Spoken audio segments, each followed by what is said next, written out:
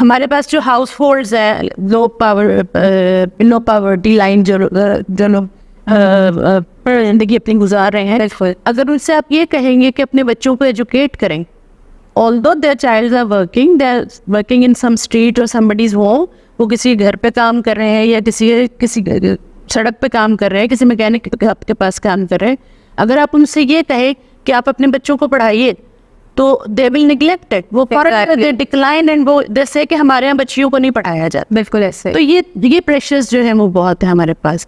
Then if you want to incorporate, if you want to introduce the modern technologies, so we are far behind the world to incorporate that modern technologies in our schools. ہمارے schools جو especially جو میں government sector کی بات کرتی ہوں, they are not having proper facilities. بالکل ایسے. پراپر بیسک فیسلٹیز ان کے پاس نہیں, ان کے پاس ٹوائلٹس نہیں ہیں, ان کے پاس لیبس نہیں ہیں, ان کے پاس سائنس لیبس اور کمپیوٹر لیبس ہونا تو بہت دور کی بات ہے, آرٹ رومز نہیں ہیں, ریسورس رومز نہیں ہیں.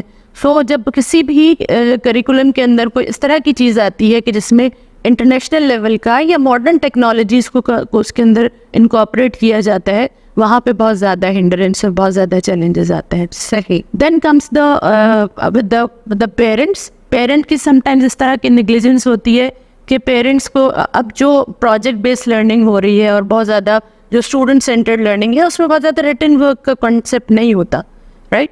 تو ہم اگر ایسی چیز انٹروڈیوس کروانا چاہیں کہ بہت زیادہ ریٹن ورک نہ ہو, ہینڈز آن پریکٹسز زیادہ ہوں, پروجیکٹ بیسڈ لرننگ زیادہ ہو, so parent will come up with the complaints کہ آپ نے لکھنے کے لیے تو کچھ دیا نہیں بچے کو, اور اب آپ پوچھ رہے ہیں اسیسمنٹ میں آپ کیا کہاں سے پوچھیں گے, وہ کہاں سے پڑھے گا. Sometimes in the integrated learning, جب انٹیگریٹڈ کوئی سسٹم انٹروڈیوس کروایا جاتا ہے تو پرائمری لیول پہ 1 till 3 ان بچوں کے پاس بکس نہیں ہوتی. Exactly. But our parents are not able and they are not ready to digest that thing کہ بغیر کتاب کے بچہ کس طرح پڑھے گا. بالکل بالکل. تو these are some of the challenges that we have to face during the curriculum development. Okay.